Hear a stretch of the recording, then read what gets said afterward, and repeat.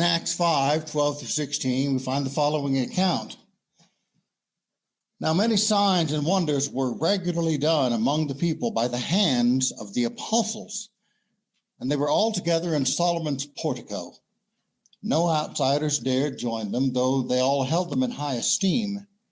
And so many believers were being added to the Lord, multitudes of both men and women, that they resorted to carrying the sick out into the streets and laying them on cots and mats in the hope that as Peter came by, at least his shadow might fall on some of them. The people assembled in multitudes, gathered from the towns around Jerusalem, bringing the sick and those afflicted with unclean spirits, and they were all healed. Now, there's a lot going on in this passage, but what I want to focus on today and for the next few weeks is the phenomenon in which the power of Christ at work in Peter is being administered through a medium, the medium here being Peter's shadow. I mean, what is it exactly that's taking place here, and how does it work? How is this power manifesting itself in Acts 5? And more importantly for us, how can the power of Christ manifest itself through us in the here and now? Well, to answer that question, I want to first lay a foundation, which foundation I want to begin to build on the body of Christ. That is, on the physical body of Christ, the body of his incarnation. In John 19:30, we have the record of what took place in the last few seconds of the Lord's life on earth. According to John, Jesus said, "It is finished." And then he bowed his head and he gave up the ghost. But what does it mean that Jesus gave up the ghost?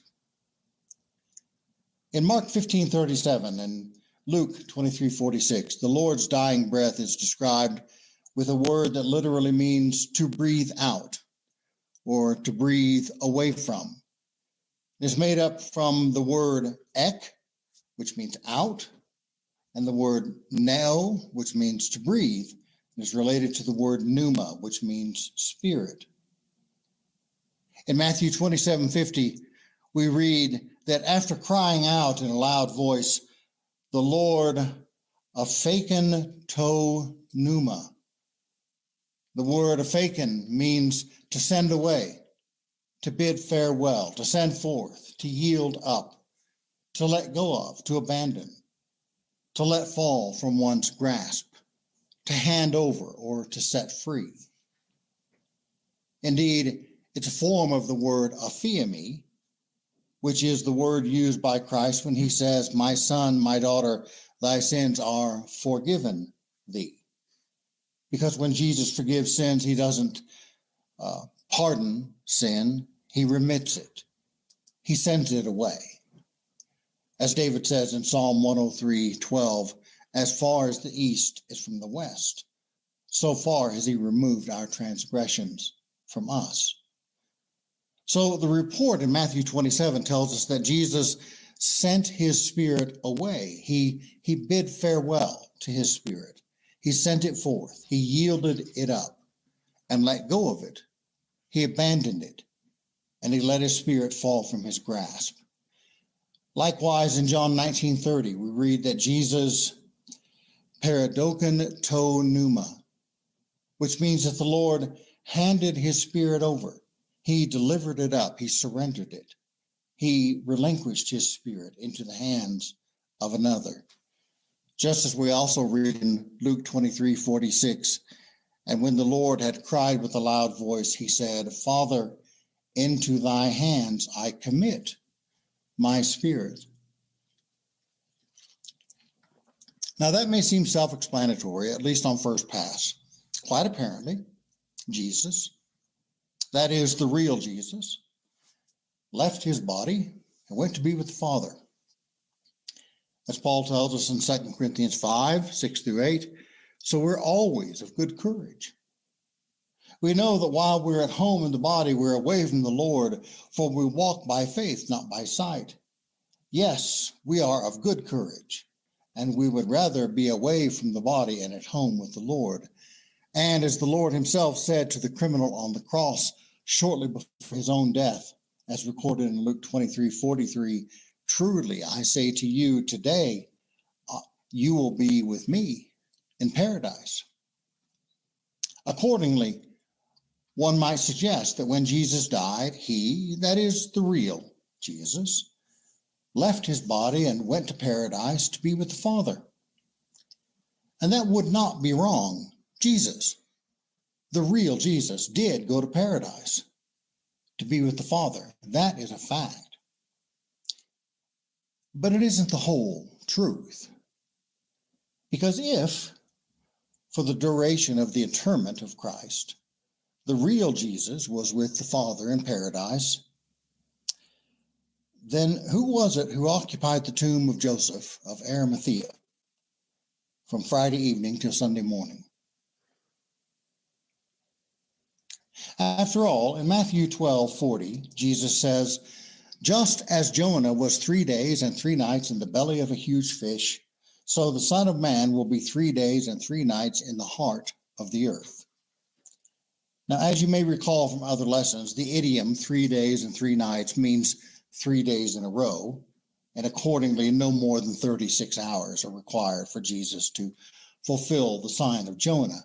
However, there's nothing about the duration of the Lord's interment that alters the location to which the sign of Jonah points.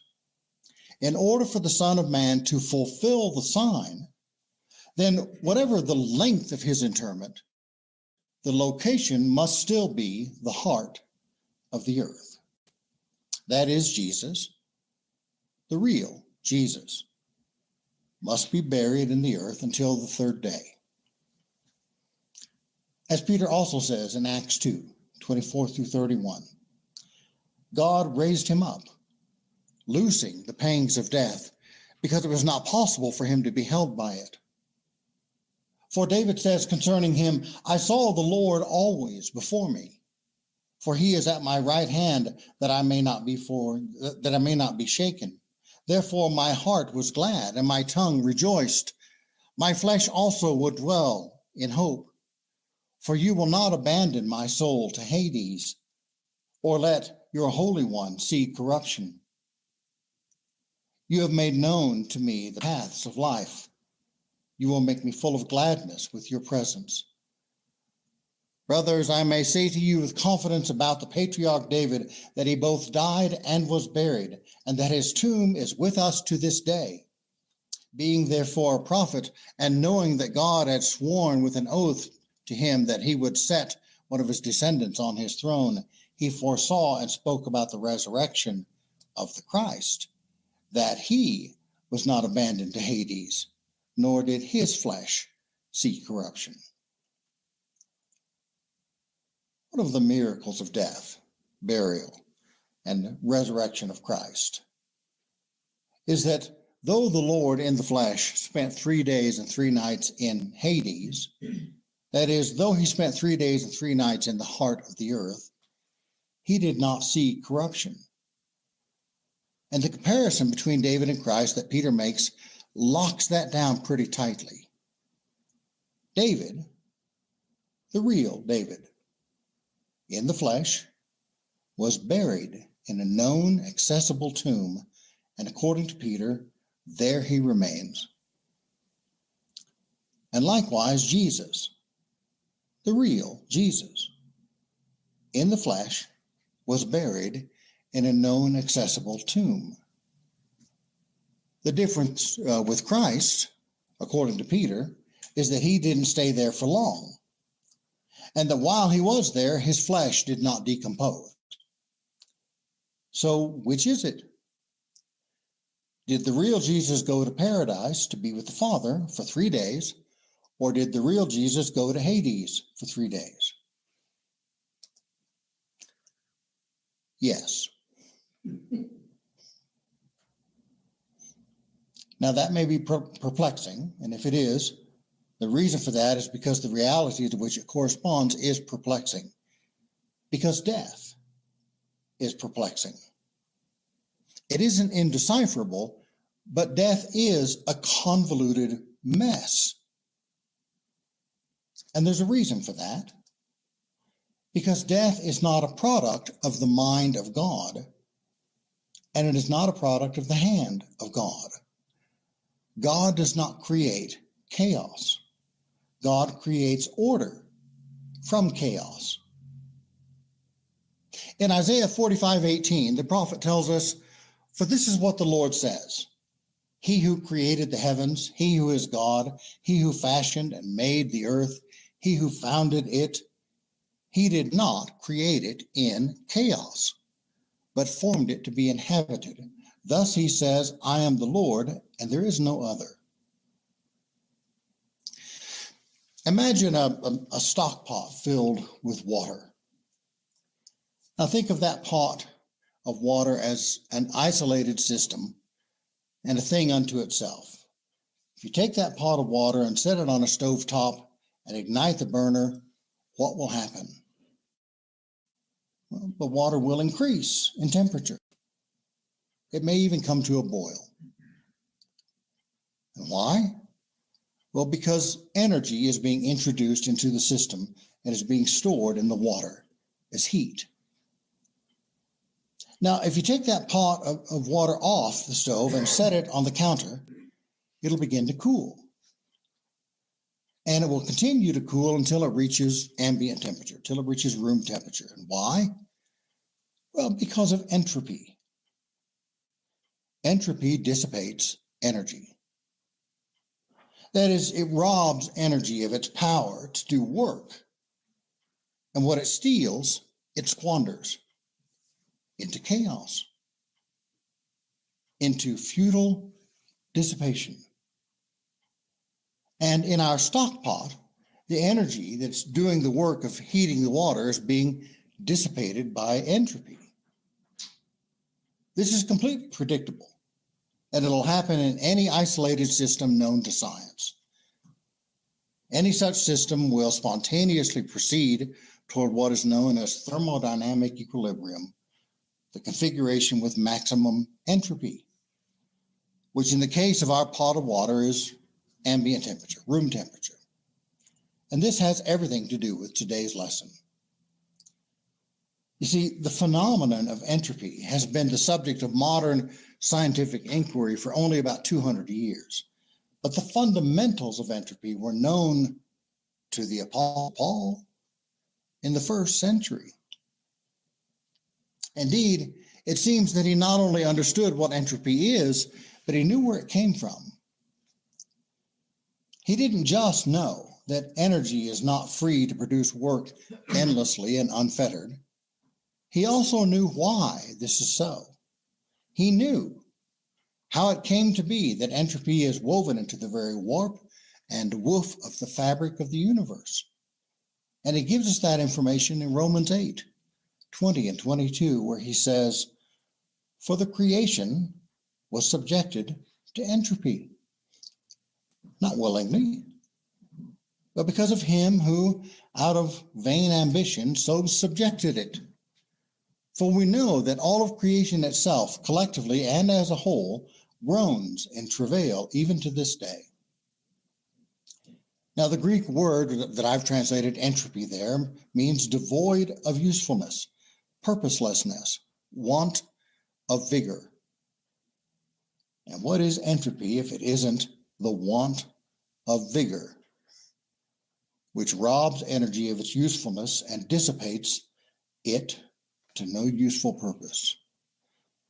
Beloved, clear back 2,000 years ago, Paul knew that the whole universe in sum and substance is subject to this energy-robbing drag, and that entropy has a negative effect on every created thing. And he knew where it came from. According to Paul, entropy was introduced into the universe by him who, out of vain ambition, introduced it. And who was that? Who do we have to thank for the fact that within the closed system of the universe, every enterprise born of energy has failure built into it? Who do we have to thank for prompting Solomon to open his masterwork of wisdom, the book of Ecclesiastes, with the words, "Vanity of vanities," says the preacher. "Absolute futility. What profit does a man gain through all the labor he puts into his efforts under the sun? Who is it who sold the whole creation into slavery to entropy, ensuring that every gain, every accomplishment, every achievement under the sun will eventually come to naught?" Adam. That's who Paul calls out in Romans 8:20. That's who Paul has in mind when he refers to him who, out of vain ambition, subjected the whole creation to entropy. Now, he doesn't call him by name in this verse, but he doesn't need to, because in Romans 8, what Paul is doing is wrapping up a discourse on the effects of entropy on the created order, which discourse he began all the way back in Romans 5. And in Romans 5, 12 through 14, the identity of the avant courier of entropy is made clear. Therefore, just as sin entered the world through one man, and death through sin, so also, because sin is common to all humankind, death is common to all humankind. To be sure, sin was in the world before the law was given, but sin is not charged against anyone's account where there is no law. Nevertheless, death reigned from the time of Adam to the time of Moses, even over those who did not sin, by breaking a command, as did Adam, who is a pattern of the one to come. In Romans 5, the word that Paul uses to refer to entropy is sin, because sin is entropy. Imagine one person, one solitary human being, as an isolated system into which energy is introduced to bring forth life and breath and motion. Now, we all know that in order to sustain life and breath and motion, a human being needs a constant supply of energy. That's why we have to eat and sleep and get some sunlight, because we need energy to live. But what happens if you cut off the supply of energy? What happens if you don't eat and don't sleep and don't get sunlight? Well, your body, this system, will spontaneously begin to proceed toward thermodynamic equilibrium. Or in other words, you will die. If you cut off your energy supply, your body will spontaneously begin to proceed toward a state of maximum entropy, and you will assume room temperature just as our pot of water did. And the agent that acts as a drag on the energy that is keeping you alive, Paul identifies in Romans 5 as sin. Thus, when Paul tells us that death is a consequence of sin, that isn't a metaphor. According to Paul, when Adam and Eve were living in the Garden of Eden, they were not subject to entropy, at least not in the same way that we are now. In some sense, to some degree, in some way discernible to God and through the Holy Spirit discernible to Paul, prior to the fall, Adam and Eve, the earth, and all that it contained, indeed the whole universe, was non-entropic. But according to Adam, out of vain ambition, but when Adam, out of vain ambition, reached out his hand, plucked the fruit of the tree of the knowledge of good and evil, and ate of it, he ate entropy unto himself. And as the federal head of the human race and God's appointed steward of creation, he also ate entropy unto all of us and to the whole universe. That apparently is what God meant in Genesis 2:17, when he said to Adam, "But of the tree of the knowledge of good and evil you shall not eat, for in the day that you eat of it, you shall surely die." When Adam sinned, he introduced entropy into the world in a way that it had never been introduced before. And the handmaiden of entropy, the handmaiden of the futility of sin, is death. Life is brought about by order. Life is brought about by organization. You start organizing atoms and molecules and amino acids and proteins and energy, and you create living things. And the more organized those living things get, the more complex they get, the more sophisticated they get. Death, on the other hand, is brought about by disorder. Death is brought about by disorganization. You take a living thing and you disrupt its organization. You disrupt its working systems. You disrupt its cellular structure. And the more chaos you introduce to it, the more disorganized it becomes, until eventually it loses its integrity and ceases to be able to function, and it dies. Well, Adam introduces chaos into the world in the form of sin. And as Paul tells us in Romans 5-8, the outworking of sin is death, because entropy disintegrates. Entropy kills. And not just the spirit, but the body as well. Consider for a moment the record of the death of the daughter of Jairus. When we first learn of her in Luke 8, she is alive, but she's dying. She's very ill. Then, when Jesus is on his way to Jairus' house to heal her, a member of Jairus' household intercepts him and says, "The girl has died. There's no need for you to come." Then a question arises as to whether or not this report is correct, as to whether or not the girl is actually dead. Luke 8:49 and following. While Jesus was still speaking, someone came from the house of Jairus, the synagogue ruler. "Your daughter is dead," he said. "Do not bother the teacher anymore." Hearing this, Jesus said to Jairus, "Do not be afraid. Just believe, and she will be healed." When he arrived at the house of Jairus, he did not let anyone go in with him except Peter, John, and James, and the child's father and mother. Meanwhile, all the people were waiting and mourning for her. "Stop wailing," Jesus said. "She is not dead, but asleep." They laughed at him, knowing that she was dead. And this begs the question, was the girl dead or not? Well, it seems obvious to me from the text, and I'll explain this as we go a little further, that she was dead. When Jesus says she is asleep, he's engaging in what's called persuasive definition. That is, he's using the language of slumber in reference to the reality of death in order to redefine that reality under the new covenant. Nevertheless, I'm persuaded that the girl was dead. She was not simply unconscious. And persuaded? Well, because of what happens next.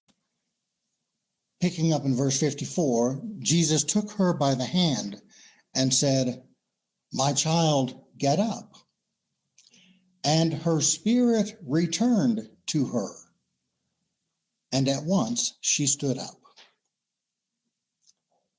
Now, this is vital to understanding what actually took place here.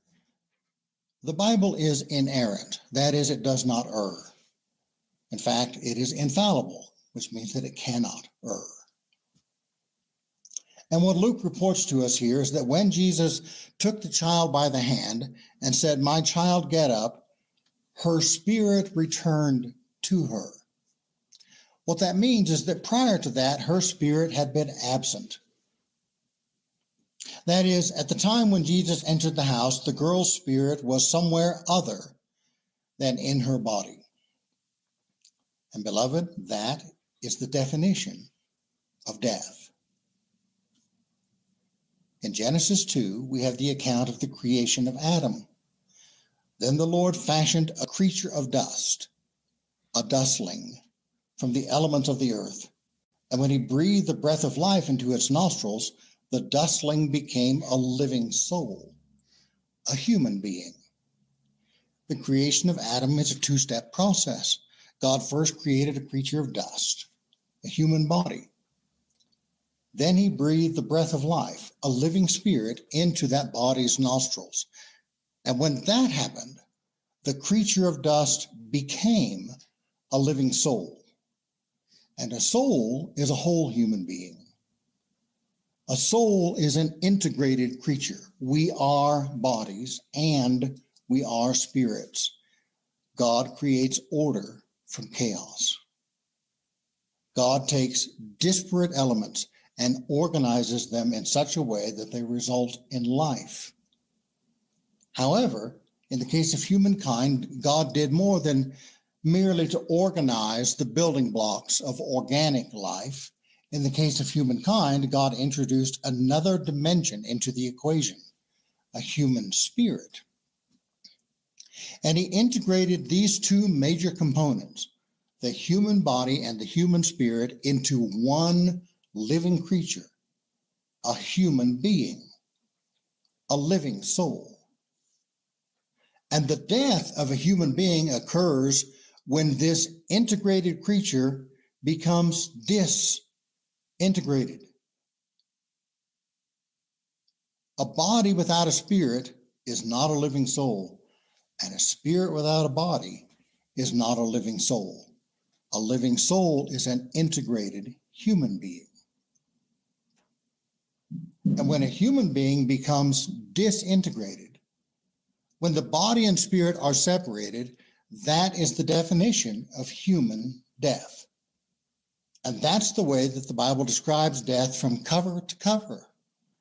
Genesis 25:8. Then Abraham gave up the ghost and died in a good old age, an old man and full of years, and was gathered to his people. Genesis 35:29. And Isaac gave up the ghost and died and was gathered unto his people, being old and full of days, and his sons Esau and Jacob buried him, and so on. And that, according to the Bible, is what Jesus experienced when he died.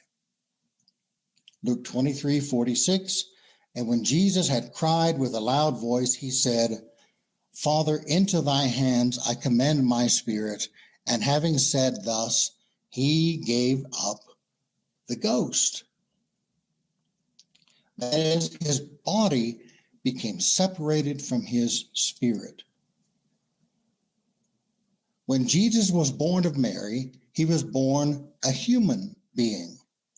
He was born a human body, and he was born a human spirit. That is, he was a living soul, an integrated human being.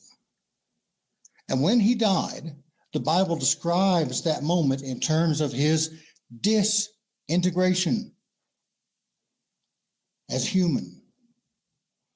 That is, his spirit and his body became disintegrated from one another.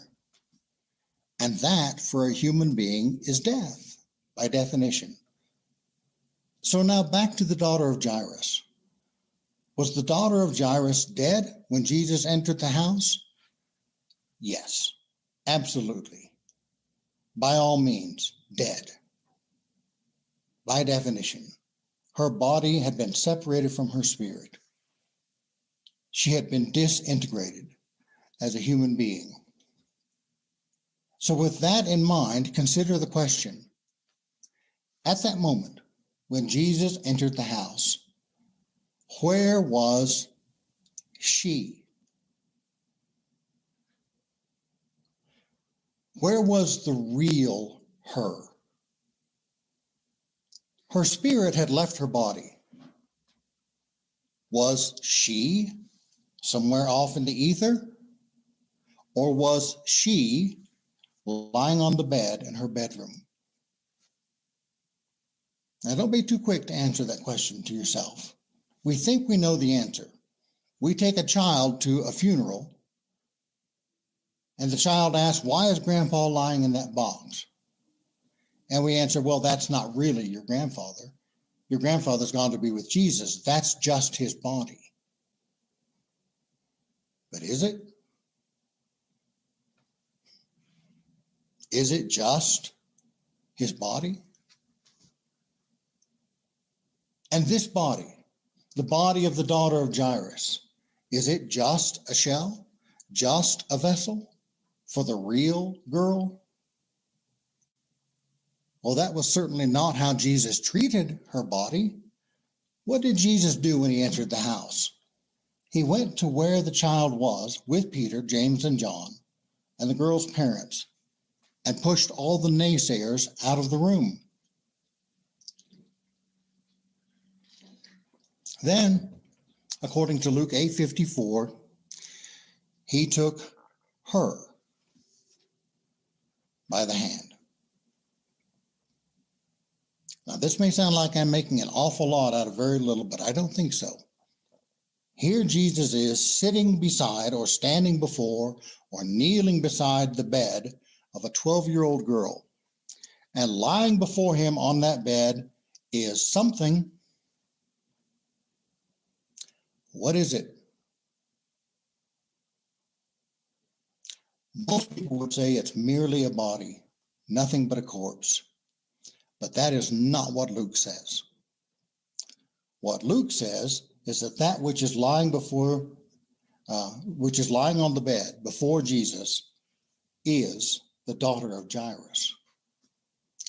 Jesus doesn't take it by the hand. He doesn't take her body by the hand. He takes her by the hand. And he says to her, addressing what we would call a lifeless cadaver, he says to her, "My child, get up." Now, if Jesus was under the impression that her selfhood, that her personhood, that the real her resided solely in her spirit, would he have done that? If Jesus were under the impression that the body is merely a shell, that the body is a non-personal non-entity, then knowing that her spirit was not in her body but had left her, he would surely not have addressed her body as though it were her. No, I think it's much more likely that he would have called out to her spirit and said, "Hey, you, get back here. This body has a few more miles left in it."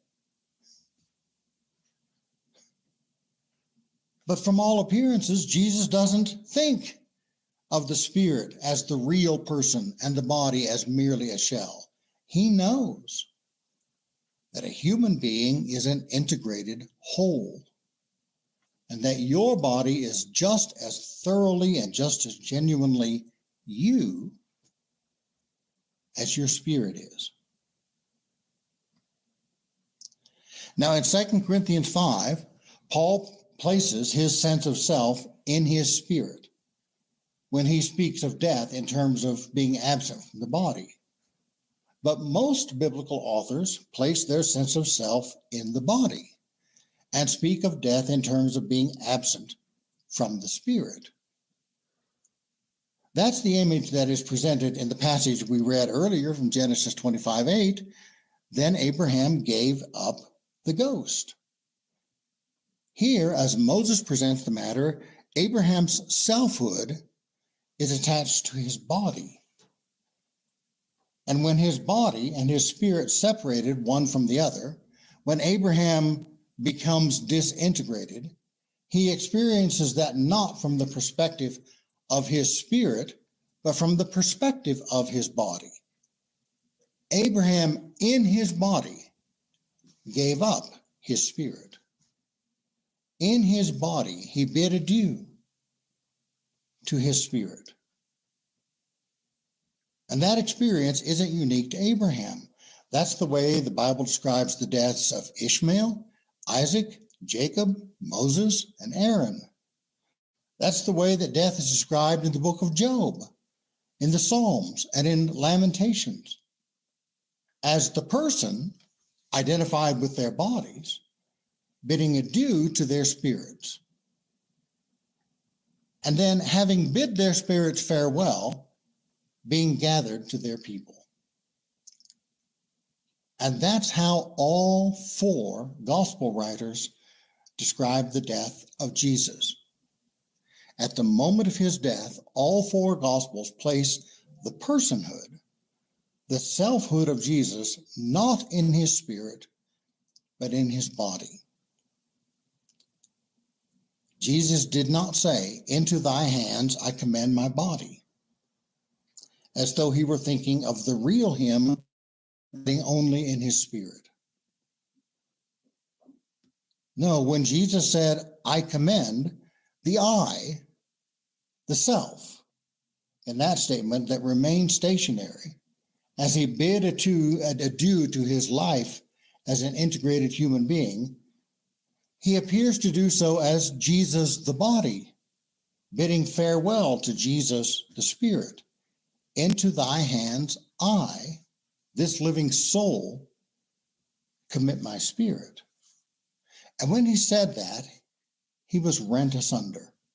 His body and his spirit parted company, and he died. Now, when that happened, there was something still hanging on, which they took down and buried in the tomb of Joseph of Arimathea, where it remained for 3 days and 3 nights. What was it? Was it merely the shell of a man? Or was that which spent 3 days and 3 nights in the belly of the earth, in fact, the Son of Man? 1 Corinthians 15, 3 through 4. "For what I received, I passed on to you as of first importance, that Christ died for our sins according to the Scriptures, that he was buried, that he was raised on the 3rd day according to the Scriptures." Beloved, make no mistake about it. The contents of the tomb of Joseph of Arimathea for the duration of the interment of Christ did not consist of a mere cadaver with no personhood attached to it. The contents of that tomb did not consist of something. The resident of that tomb was someone. It was Jesus, who remained in the heart of the earth, fulfilling the sign of Jonah.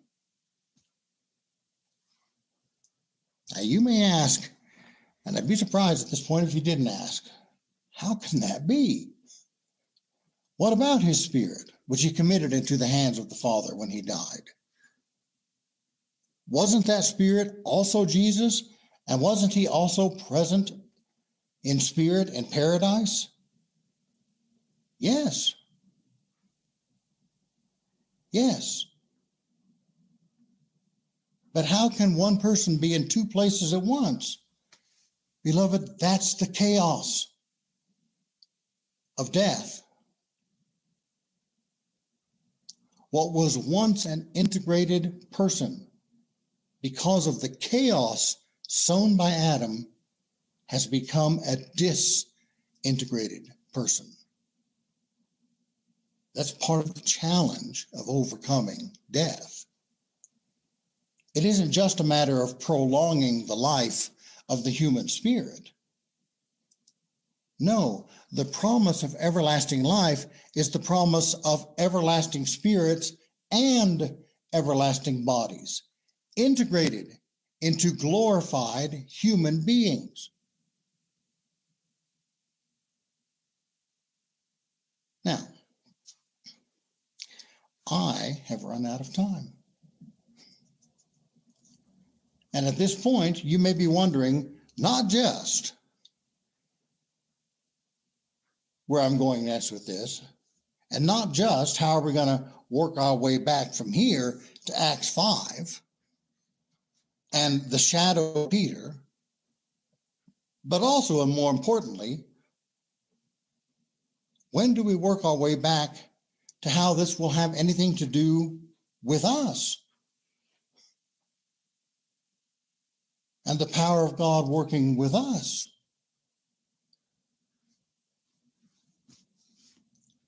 Come back next week, and I'll tell you. That's my lesson for today.